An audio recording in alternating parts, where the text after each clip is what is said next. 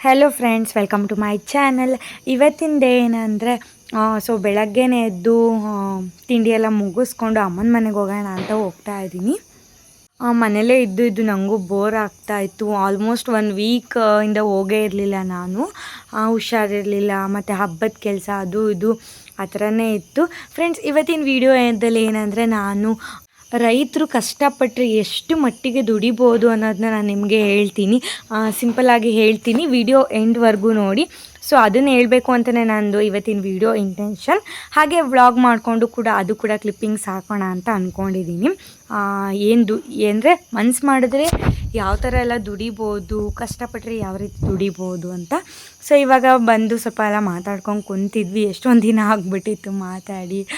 ಆ ಥರ ಎಲ್ಲ ಮಾತಾಡ್ಕೊಂಡು ಕುಂತಿದ್ರೆ ಟೈಮ್ ಹೋಗೋದೇ ಗೊತ್ತಾಗಲ್ಲ. ಕೆಲಸಗಳು ಮಾತ್ರ ಸಿಕ್ಕಾಬಟ್ಟೆ ಇತ್ತು.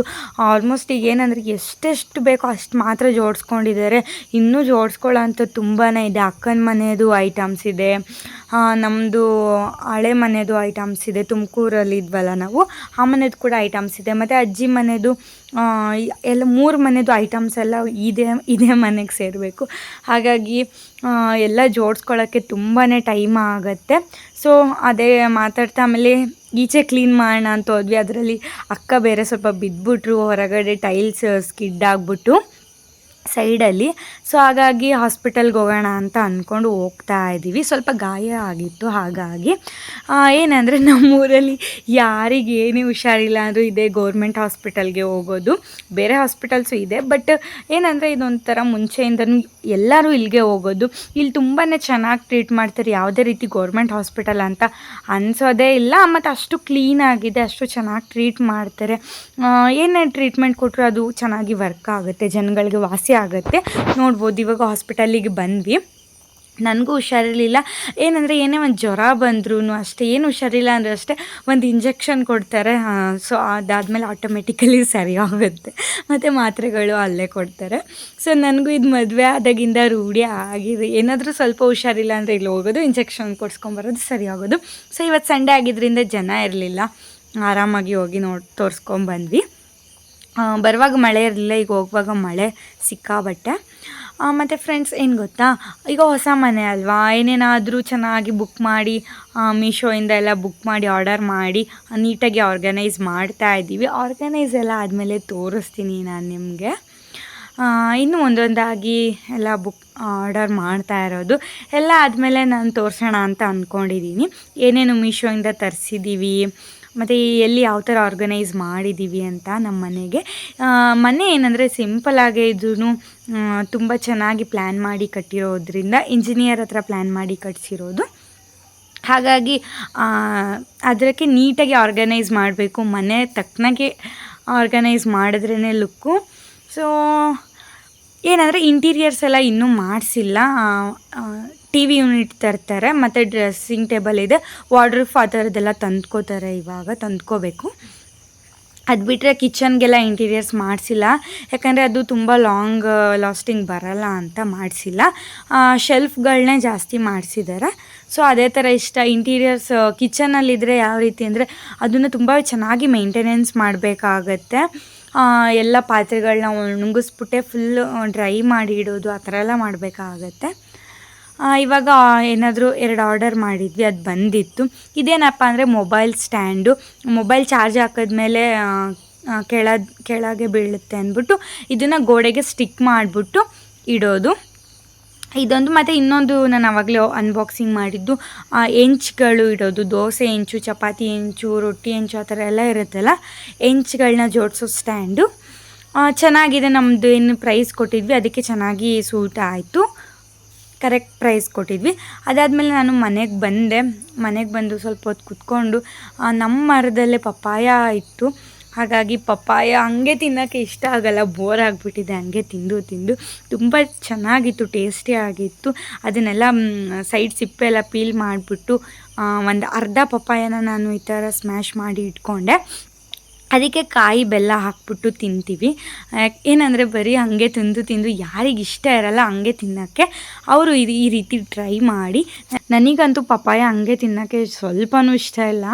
ಯಾಕಂದರೆ ನಮ್ಮದೇ 4-5 ಮರ ಇದೆ, ಯಾವಾಗಲೂ ಬಿಡ್ತಾನೆ ಇರುತ್ತೆ, ಬೋರ್ ಆಗಿಬಿಟ್ಟಿದೆ ತಿಂದು. ಹಾಗಾಗಿ ನಾನು ಈ ರೀತಿ ಮಾಡ್ತೀನಿ. ಸ್ವಲ್ಪ ಕಾಯಿ ಬೆಲ್ಲ ಹಾಕಿದ್ರೆ ಚೆನ್ನಾಗಿರುತ್ತೆ ಅಂತ. ನೀವು ಈ ಟ್ರೈ ಮಾಡಿ ನೋಡಿ, ನಿಮಗೂ ಸಿಕ್ಕಾಪಟ್ಟೆ ಇಷ್ಟ ಆಗುತ್ತೆ. ನನಗಂತೂ ಫೇವ್ರೆಟ್. ಇದನ್ನು ತಿಂದರೆ ಮತ್ತು ಊಟನೂ ಮಾಡಬೇಕು ಅಂತಲೇ ಅನಿಸಲ್ಲ, ಅಷ್ಟು ಹೊಟ್ಟೆ ತುಂಬ ಆಗುತ್ತೆ. ಈ ಥರ ನ್ಯಾಚುರಲಾಗಿ ಫುಡ್ಡು ತೊಗೊಳ್ಳೋದ್ರಿಂದ ನಮ್ಮ ಹೆಲ್ತಿಗೆ ತುಂಬಾ ಒಳ್ಳೆಯದು. ನಾವು ಊಟ ಮಾಡೋದಕ್ಕಿಂತ ಈ ಥರ ಫ್ರೂಟ್ಸು, ಹಣ್ಣು ಆ ಥರ ತಿನ್ನೋದ್ರಿಂದ ತುಂಬಾ ಹೆಲ್ತ್ ಬೆನಿಫಿಟ್ ಇದೆ. ನಾನು ಸಮ್ಟೈಮ್ಸ್ ಇದೇ ಥರ ಮಾಡ್ತೀನಿ, ಯಾವಾಗಲೂ ಊಟ ಮಾಡೋದಕ್ಕೆ ಬೋರ್ ಅಂತ ಅನಿಸ್ದಾಗ. ಮತ್ತು ಫ್ರೆಂಡ್ಸ್, ಯಾರಾದರೂ ನನ್ನ ಯೂಟ್ಯೂಬ್ ಚಾನಲ್ನ ಹೊಸ್ದಾಗಿ ನೋಡ್ತಾ ಇದ್ದರೆ ಪ್ಲೀಸ್ ಸಬ್ಸ್ಕ್ರೈಬ್ ಮಾಡ್ಕೊಳ್ಳಿ. ಇದೇ ರೀತಿ ನನಗೆ ಸಪೋರ್ಟ್ ಮಾಡ್ತಾಯಿರಿ. ಒಬ್ಬೊಬ್ಬರು ಎಷ್ಟು ಚೆನ್ನಾಗಿ ಸಪೋರ್ಟ್ ಮಾಡ್ತಿರೋ ಗೊತ್ತಾ, ನಂಗೆ ನಿಮ್ಮ ಮೆಸೇಜಸ್ ನೋಡಿದಾಗ ತುಂಬಾ ಖುಷಿ ಆಗುತ್ತೆ. ಇದೇ ರೀತಿ ಸಪೋರ್ಟ್ ಮಾಡ್ತಾಯಿರಿ. ಫ್ರೆಂಡ್ಸ್, ಇದೇನಂದರೆ ಟೊಮೊಟೊದು ಗಿಡ, ಸೊಸಿ ಅಂತ ಹೇಳ್ತಾರೆ ಇದನ್ನು ಊರಿದ್ರೆ ಟೊಮೊಟೊ ಗಿಡ ಬೆಳೆಯುತ್ತೆ. ಸೊ ನಾನು ನಿಮಗೆ ಇದ್ರ ಬಗ್ಗೆ ಡೀಟೇಲಾಗಿ ಹೇಳೋಣ ಅಂತ ಅಂದ್ಕೊಂಡಿದ್ದೀನಿ. ಯಾಕಂದರೆ ಇದು ಹೇಳಲೇಬೇಕು, ಯಾಕಂದರೆ ನಾವು ಇದರಿಂದನೇ ಬೆಳೆದಿರೋದು. ಹಾಗಾಗಿ ಇದು ಈ ರೀತಿ ಬರುತ್ತೆ. ನಾನು ಎಷ್ಟೋ ಸಲ ಹೇಳಿದ್ದೆ, ನಮ್ಮ ಮಾವ ಫಾರ್ಮರು ಮತ್ತು ನನ್ನ ಹಸ್ಬೆಂಡು ಅವಾಗವಾಗ ಏನಾದರೂ ಕ್ರಾಪ್ಸ್ ಹಾಕ್ತಾ ಇರ್ತಾರೆ, ಅವರು ಕೂಡ ಫಾರ್ಮಿಂಗ್ ಮಾಡ್ತಾರೆ ಅಂದ್ಬಿಟ್ಟು. ಸೊ ಫಾರ್ಮಿಂಗ್ ಮಾಡೋದ್ರಿಂದ ಎಷ್ಟು ಆದಾಯ ಇದೆಯೋ ಅಷ್ಟು ಲಾಸ್ ಕೂಡ ಇರುತ್ತೆ. ನಮ್ಮದು ಇನ್ಕಮ್ ಕೇಳಿದ್ರಿ, ಮಂತ್ಲಿ ಇನ್ಕಮ್. ಹಾಗಾಗಿ ನಾನು ಅದು ಮಂತ್ಲಿ ವೈಸ್ ಹೇಳೋಕ್ಕಾಗಲ್ಲ ಅಂತ ನಾನು ಹೇಳಿದ್ದೆ ಲೈವ್ ಬಂದಾಗ. ಸೊ ಅದ್ರ ಬದಲು ನಾನು ಇದನ್ನ ಶೇರ್ ಮಾಡ್ಕೊಳ್ತಾ ಇದ್ದೀನಿ ಈ ವಿಡಿಯೋನ. ಫ್ರೆಂಡ್ಸ್, ಏನಂದರೆ ಇದು ಟೊಮೊಟೊ ಗಿಡ, ಇದು ನಾನೇನು ತೋರಿಸ್ತಾ ಇದ್ರು 3000 ಸೊಸಿ ಇದೆ ಇದರಲ್ಲಿ. ಇದನ್ನು ಹಾಕಿ ಬೆಳೆಸೋದಕ್ಕೆ ಒಂದು 3 ತಿಂಗಳು ಬೇಕಾಗುತ್ತೆ. ತುಂಬಾ ಮೇಂಟೆನೆನ್ಸ್ ಬರುತ್ತೆ ಇದು. ಏನಂದರೆ ಪ್ರತಿಯೊಂದು ಸ್ಟೆಪ್ಪು ತುಂಬಾ ಕಷ್ಟ ಇದೆ. ಬಟ್ ಏನಂದರೆ ನಾವು ಈ ಟೊಮೊಟೊದಲ್ಲಿ ದುಡ್ದಿನೇ ನಾವು ಮುಂದೆ ಬಂದಿರೋದು ಅಂತಲೇ ಹೇಳ್ಬೋದು. ಚೆನ್ನಾಗಿ ಲಾಭ ಸಿಕ್ಕಿದೆ ನಮ್ಮ ಮಾವನಿಗೆ ಆಗಲಿ ಹಸ್ಬೆಂಡ್ಗೆ ಆಗಲಿ. ಕಷ್ಟ ಎಷ್ಟು ಇದೆ ಅಷ್ಟು ತಕ್ಕನಾಗಿ ಪ್ರತಿಫಲ ಸಿಗುತ್ತೆ. ಅಷ್ಟೇ ಬರುತ್ತೆ ಇಷ್ಟೇ ಬರುತ್ತೆ ಅಂತ ಹೇಳೋಕ್ಕಾಗಲ್ಲ. ಇವನ್ ನಾವು ಕಾರ್ ತೊಗೊಂಡಿರೋದು ಈ ಟೊಮೊಟೊ ದುಡ್ಡಲ್ಲೇ, ಕಷ್ಟಪಟ್ಟಿರೋ ದುಡ್ಡಲ್ಲೇ. ಬುಲೆಟ್ ತೊಗೊಂಡಿರೋದು ಇದರಲ್ಲೇ. ಬುಲೆಟ್ ಬಂದ್ಬಿಟ್ಟು ಆವಾಗಲೇ 2.5 ಏನೋ ಇತ್ತು. ಸೊ ಅದೆಲ್ಲನೂ ನಾವು ಟೊಮೊಟೊದಲ್ಲೇ ದುಡ್ದಿರೋದು. ಮತ್ತು ನಂದು ಗೋಲ್ಡ್ ಮಾಂಗಲ್ಯ ಚೈನ್ ಏನಿದೆ ಅದು ಕೂಡ ಇದರಲ್ಲೇ ಮಾಡಿಸಿರೋದು. ಮತ್ತು ನಮ್ಮ ಮನೆಗೆ ಫ್ರಿಡ್ಜ್ ತಂದಿರೋದು, ಟಿ ವಿ ತಂದಿರೋದು, ಇದೆಲ್ಲ ಟೊಮೊಟೊ ದುಡ್ಡಲ್ಲೇ. ಸೊ ವ್ಯವಸಾಯ ಅನ್ನೋದೇನಿದೆ ಅದನ್ನು ನಂಬಿದ್ರೆ ನಿಜವಾಗ್ಲೂ ಕೈ ಬಿಡಲ್ಲ. ಅದು ಈ ಸಲ ಲಾಸ್ ಆದರೆ ಮುಂದಿನ ಸಲ ಆದ್ರೂ ಅದು ಕಾಪಾಡುತ್ತೆ ಅಂತ ಒಂದು ಇದು. ಏನಂದರೆ ಲಾಸ್ ಕೂಡ ಆಗಿದೆ. ಇದು ಒಂದು 4 ಮಂತ್ಸ್ 5 ಮಂತ್ಸ್ ಹಿಂದೆ ಒಂದು 80,000 ಲಾಸ್ ಕೂಡ ಆಗಿದೆ.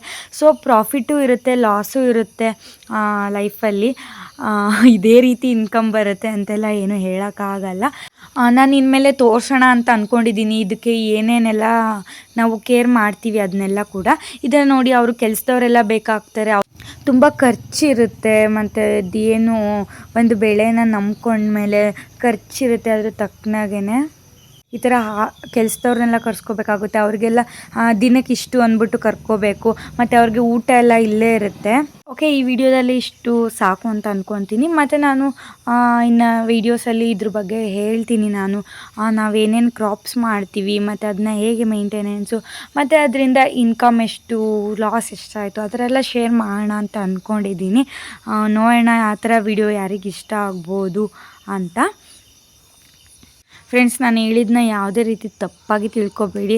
ಇದರಲ್ಲಿ ಯಾವುದೂ ತೋರಿಸ್ಕೋಬೇಕು ಆ ಥರ ಎಲ್ಲ ಏನೂ ಇಲ್ಲ. ಈ ಥರ ಶೇರ್ ಮಾಡೋಣ ಅಂತ ನನ್ನ ಮೈಂಡಿಗೂ ಬಂದಿತ್ತು.